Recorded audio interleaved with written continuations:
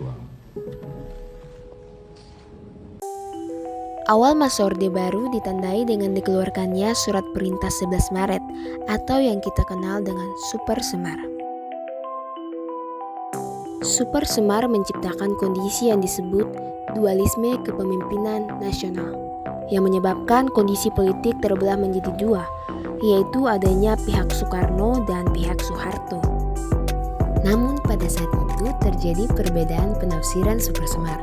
Menurut Soekarno, Super Semar merupakan perintah pengamanan, sedangkan menurut Soeharto, Super Semar merupakan penyerahan kekuasaan.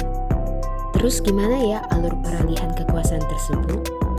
Pada tanggal 22 Juni 1966, Presiden Soekarno menyampaikan pidato pertanggungjawaban mengenai peristiwa G30S PKI. Pidato tersebut berjudul Nawaksara. Namun setelah dibacakan, Nawaksara dianggap kurang bertanggung jawab nih atas masalah G30S PKI sehingga ditolak oleh MPRS.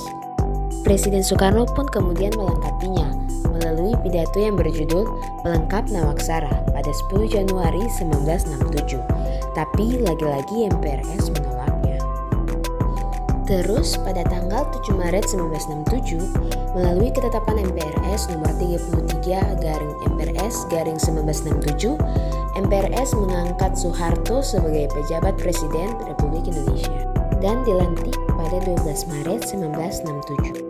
Setahun kemudian, MPRS menetapkan Soeharto sebagai Presiden Republik Indonesia melalui ketetapan MPRS nomor 44/MPRS/1968 dan dilantik pada 27 Maret 1968. Jadi gitu ceritanya. Nah, sekarang kita lanjut. Kalian tahu gak sih kenapa harus diganti namanya dengan Orde Baru? Nah, jadi gini. Pada waktu itu masa Orde Lama berjalan sekitar 21 tahun, dimulai dari 1945 sampai 1966 yang dipimpin oleh Presiden Soekarno. Penyebutan Orde Lama merupakan istilah yang diciptakan oleh Soeharto. Sedangkan Orde Baru merupakan sistem politik pada masa pemerintahan Soeharto, yaitu pada tahun 1966 sampai 1998.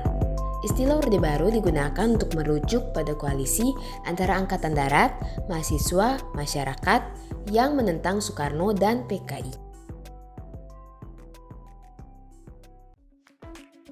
Adapun kebijakan politik yang dilakukan pada masa Orde Baru. Yang pertama di dalam negeri. 1.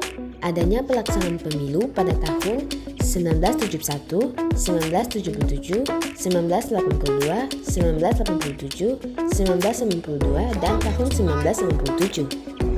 2. Penyederhanaan partai politik menjadi Golkar, PDI, dan PBB.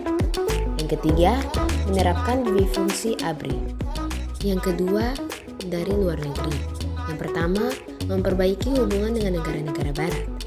Yang kedua, memperbaiki hubungan dengan Malaysia melalui Jakarta Accord tahun 1966.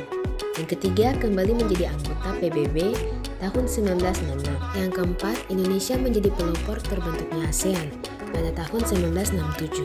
Yang kelima, integrasi Timur Timur ke Indonesia pada tahun 1976. Dan yang keenam, menetapkan Timur Timur sebagai provinsi ke-27 pada tahun 1976.